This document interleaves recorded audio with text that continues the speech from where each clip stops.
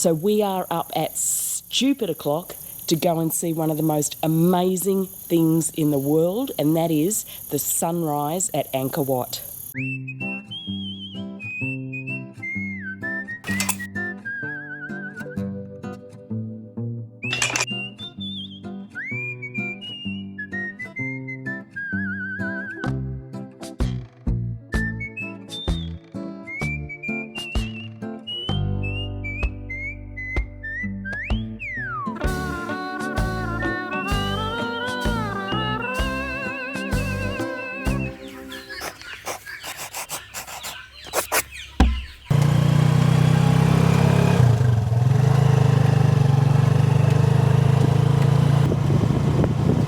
So it's just us and the tuk-tuk driver out on the road. We've already got our tickets.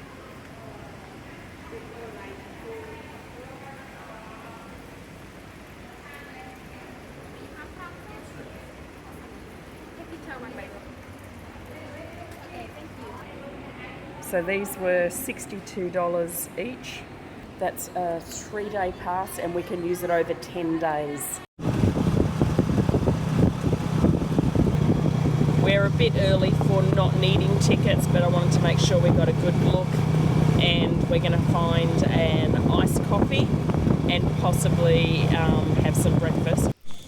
So we are here. We arrived just before 5 a.m. when the gates open, and they let us through, and we walked up with all the first people and got our position to watch the sunrise. I'm not going to talk during the sunrise because it's a pretty special moment, but we will catch up again after this.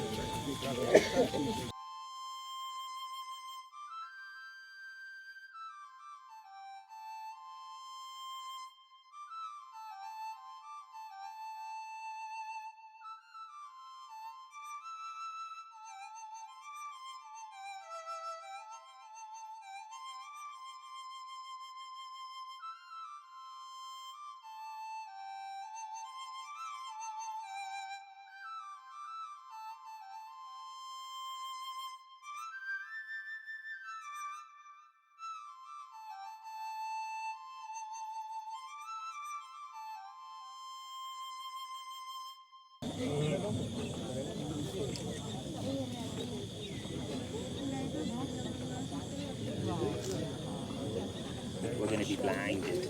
Are we? Shortly, yeah. So that was the sunrise at Angkor Wat, and that was amazing.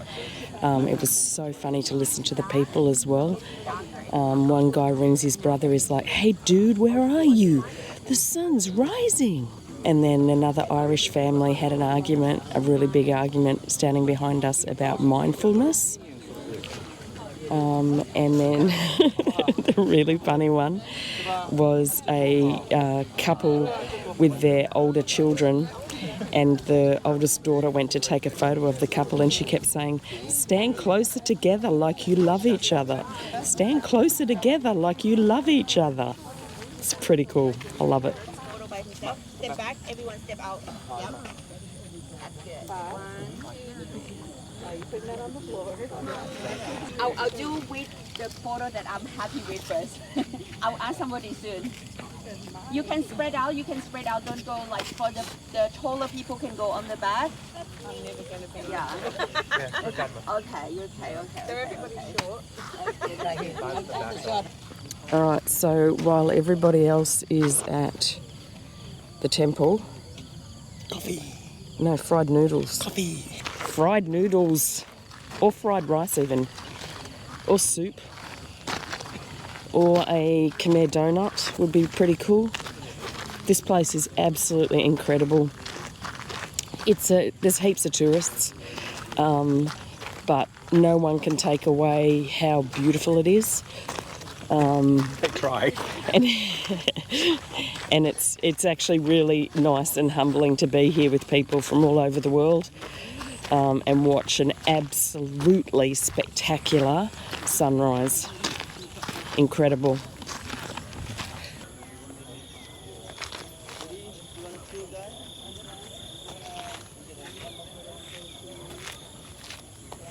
If you don't know anything about Angkor Wat and you want a tour guide, there are heaps out here that will approach you. Just make sure that you confirm the price before they start talking, because they will just start talking and you'll be like, oh yeah, this is okay, this is really interesting, but just confirm the price before they start. And it's usually really good. Look how beautiful this place is. This is one of the most beautiful places in the world. So our hotel wanted to make us a breakfast box before we came out, which is very lovely of them, and that is quite normal, and I'm sure that it would have been amazing, but there's a whole heap of local food stands out here. So if you are up for a Khmer breakfast in the heart of Angkor, then come over to here.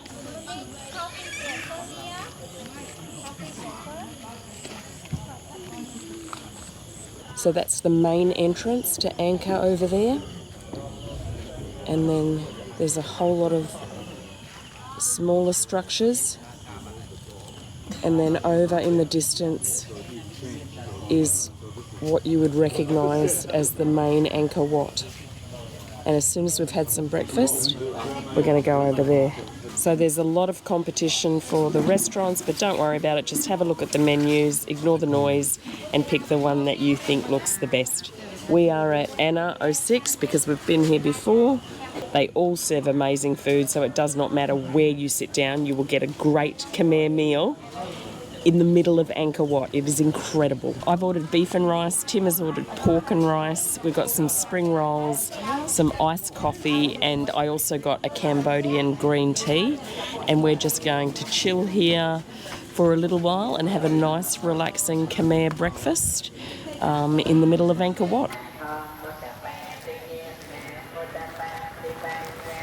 We just got our iced coffees, which look fantastic, and this is made from fresh hot coffee poured over ice. And then I think Tim has condensed milk in his, and I have just normal milk. Is it good? It's really good, really strong. That's good, because that's what you need after getting up at 3:30 in the morning. So as far as what time to get here, they let you in the gate at 5 a.m. If you don't have a ticket, you need to leave earlier to get a ticket, but your hotel can tell you what time for wherever you are. So if you've got a ticket, which we did because we had the 3-day pass, you would leave at say 4:30 to make sure that you get here in heaps of time and be at the gate when it opens so that you can get a great location for the sunrise. So they just delivered my beautiful green Cambodian tea. Looks good. This is a fan Cambo style.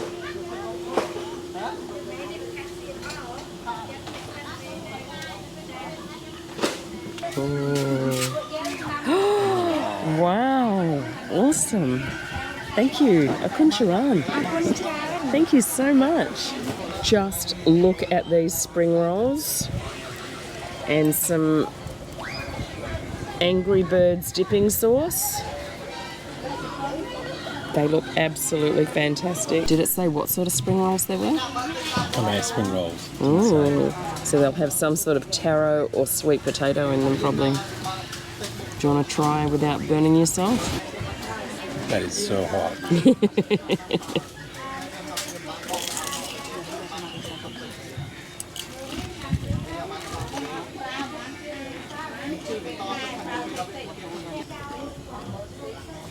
What is it? I think taro.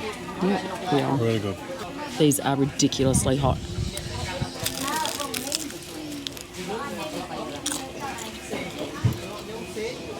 And ridiculously yummy. They are really, really good. And they have a rice paper casing rather than a wheat flour one, which is really nice and chewy. Really meaty, really yummy. So they have taro in them, and they also have a heap of really tasty pork, and they were $5. I think everything we ordered as far as food goes was $5. So the spring rolls, the beef and rice and the pork and rice were all $5 each, which is more than what you would pay in town, but completely reasonable. Like, we have way over-ordered yet again. Akuncharan. So I got beef and rice, And Tim got pork and rice. So really just plain, crispy, barbecued pork. Good? Just the beef. So this is the pork, that was Tim's. And this is the beef, which is mine. So I'll try this beef. So the beef is very, very chewy. Pork isn't. The pork is quite tender. Beef is a little bit chewy. Pork is very tender, so I'd go the pork. So I'll just taste a bit of Tim's pork. Really good. So the thing about Cambodian beef is that it is really, really tasty, but it tends to be a little bit tougher, which doesn't matter when it's a lok lak or a soup because they chop it up really small, and it's absolutely not tough when they do that and they just cook it for a second. And I think because this beef is a bigger piece, like a steak that's been cut up, I think that's why it's a little bit tougher and a little bit drier. It sort of reminds me a little bit of beef jerky. But pork, tender. Hello. Hello, little kitten.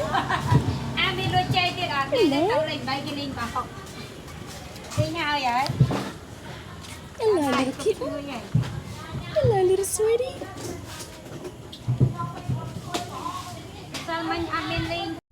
So when it says it's fried beef and fried pork, it's actually grilled over the coals. So it's got a very smoky flavour to it. Again, it really reminds me of beef jerky just because it is a bit dry, a bit tough, but really tasty and really smoky. So a lot of people come to Angkor Wat and they go to the main temples. But if you go over behind the restaurants, you will find a little piece of paradise. It is the monks' pagoda, and you can hear the monks chanting, and it is absolutely beautiful.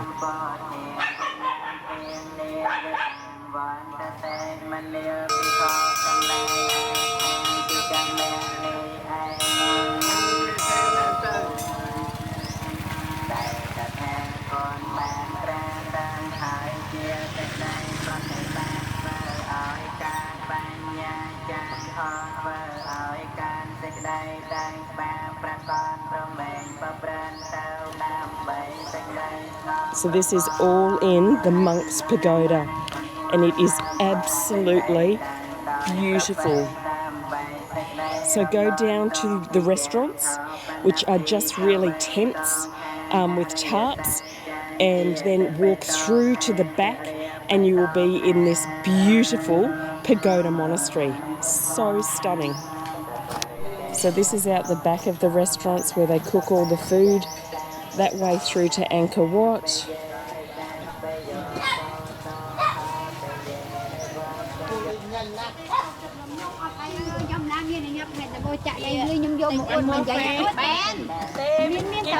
See ya.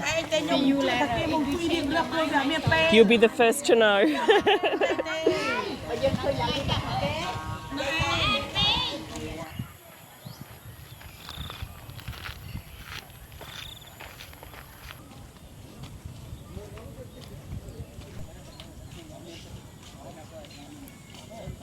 It's funny because Angkor Wat was built as a Hindu temple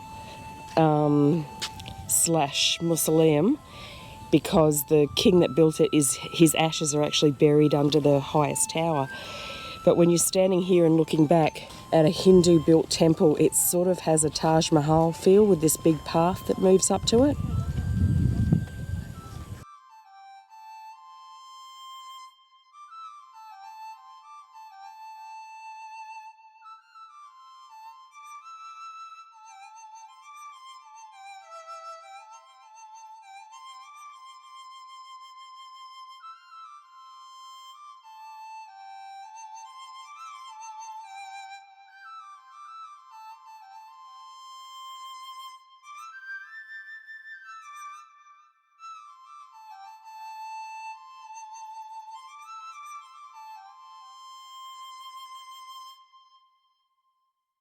Just imagine all the local people, all the royalty, all the villagers, all the servants, all the dancers, the doctors, the chefs that would have walked in these corridors and swum in this pool. I bet there were some parties that happened here.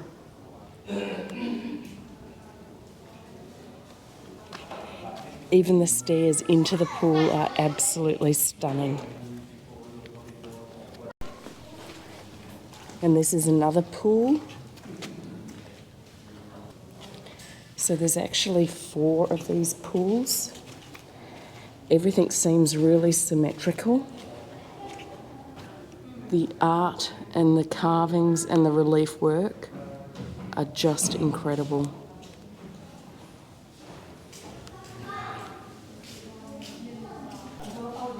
So this is a Buddhist family who've come to visit and do the incense and the offerings. So Angkor Wat was built as a Hindu temple in the 12th century by Suryavarman II. He was definitely Hindu and he built it as a mausoleum, and his ashes are actually buried under the tallest tower here. But even though it was built Hindu, there was still a lot of Buddhist religion starting around the place, and they were actually really tolerant. So it's sort of from the time it was built as Hindu until the time when Jayavarman VII, the kingdom became more and more Buddhist, until when Jayavara VII built temples like Bayon, it was completely Buddhist. So even up until today, there is still Hindu elements to the religion in Cambodia. This temple was built as a tribute to Vishnu, who is the Indian god, so that it was the Indian influence that brought Hinduism to Cambodia.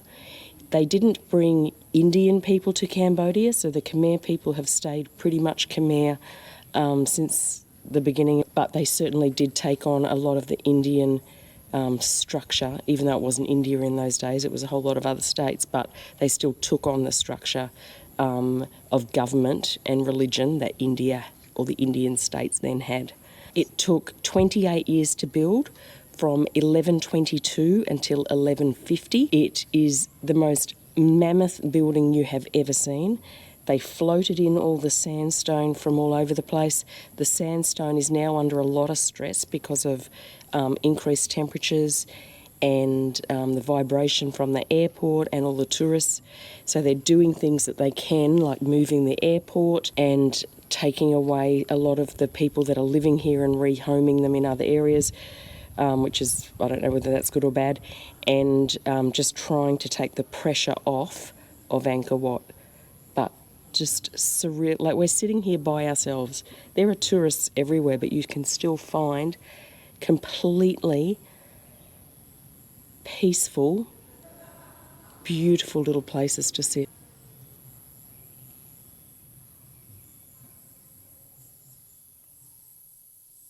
So at the end of the 12th century, it was converted completely from Hindu to Buddhist, but a lot of the artwork and that is still Hindu, so it's all just sort of amalgamated in together. It's very interesting. Really, really beautiful. A really good idea, if you have time, is to go to the Angkor National Museum before you come to the temples, because it gives you a really, really detailed explanation, and it also shows you a lot of the statues that have been rescued and are being stored in the museum. Because when you come here, you'll notice that everything has been looted and taken. They just did a big investigation led by the Cambodian government, but it ended up on Foreign Correspondent in Australia and on a whole lot of other current affairs shows, because they found so many Cambodian religious statues and art pieces in the National Museum of Australia, in Sotheby's in America. So it's a big job, but they are slowly getting all of the artwork returned to Cambodia, where it obviously was taken from in tougher times. The other thing that is really, really, really worth doing is going on to the Monash University virtual Angkor site and looking at how they have recreated virtually life as it used to be in the Kingdom of Angkor. And when you come here, you'll see just the temples of Angkor Wat, but think about the actual size of the city with roads and houses and irrigation, and all the houses had ponds in their backyard like a swimming pool so that they could cool off in the excruciating heat. And the reason they know all of this now is because of a new technology called LADAR, where NASA had a look down over Angkor Wat. That was one of the first things they used this technology for. And it actually picks up the slightest difference in levels in the ground, even through the rainforest. So it can tell where the foundations of houses were, where the ponds were, where the paths and the roads, where the channels, where the irrigation came through the city. And when they map out the city, it was absolutely enormous. It was as big as London today. And the life that happened here, and the busy, building and living and cooking. When King Jayavarman VII came along, and he was totally Buddhist, and he built Bayon and thousands of other temples. He built rest stops for people and hospitals. So it was a real city, a real metropolis in the middle of Cambodia. All that's left now has been eaten by the rainforest. And then there's the temples, which are slowly being restored, but even unrestored are absolutely incredible. And if you just sit quietly here, just find a shady spot and take a seat and just think about the hundreds and hundreds of years of history that has happened here. A couple of Angkor Wat tips are: wear sunscreen, wear insect repellent, particularly if you are coming for the sunrise, because there are a lot of bugs. Wear a hat, be completely sun smart. Bring water. If you can't bring water, there are the restaurants over there that you can buy a reasonable bottle of water. And the other thing to know is that there are toilets. So when you walk in behind the restaurants, where the pagoda is, where all the monks are actually public toilets. So if you do need to go to the toilet when you're here, just head over to where the restaurants are, duck in behind to where the beautiful monk's pagoda is, and there are toilets in there. The other thing that you need to know is when you're in Cambodia, including around the outside of Angkor Wat, is you can't just go traipsing off in the bush. Landmines are being cleared everywhere as we speak, but you don't know what's out there, and there's still people that die every week in Cambodia from standing on a landmine. So you stay on the paths, you stay in the main areas, and that includes everywhere that you go, including the countryside, temples, everywhere.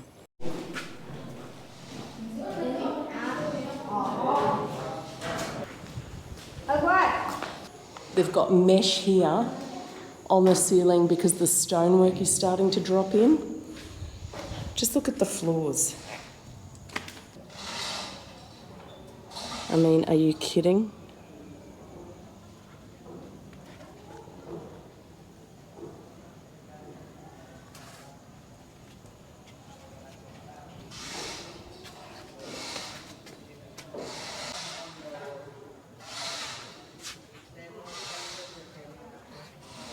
So these towers had all of the king's hundreds of wives and concubines and servants.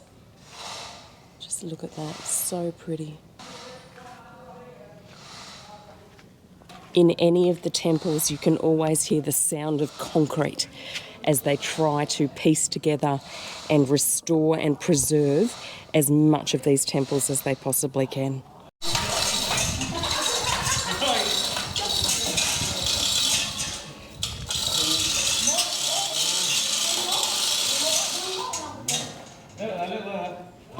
Just look at the size of this block. I don't know where they're taking to it, but it is a massive piece of concrete.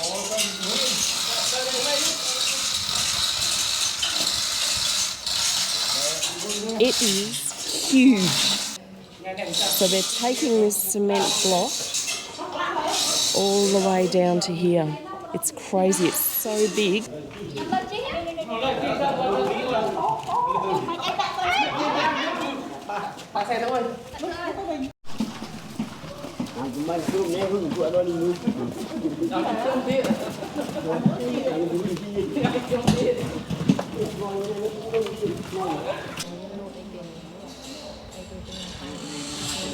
When you travel through Southeast Asia, you can get templed out. You can get a little bit over seeing temple after temple after temple. But this one just takes your breath away. No one would regret coming here. Get up really early and see the sunrise at Angkor Wat. So that is it. That is the incredible temple of Angkor Wat. If you feel like it, and only if you feel like it, like and subscribe. But most importantly, stay calm in the farm.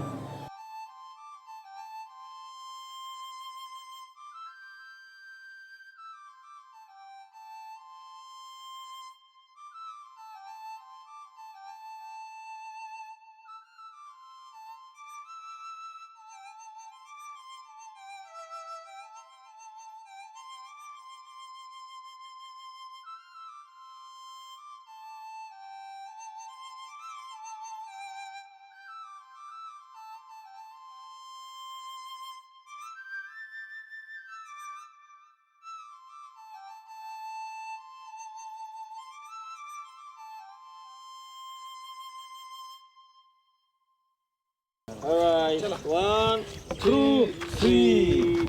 Hello, how are you? Hello. Where are you from? John. I'm from Australia. Yeah. Yeah. Here, Cambodia. No, no, no. Oh, nice.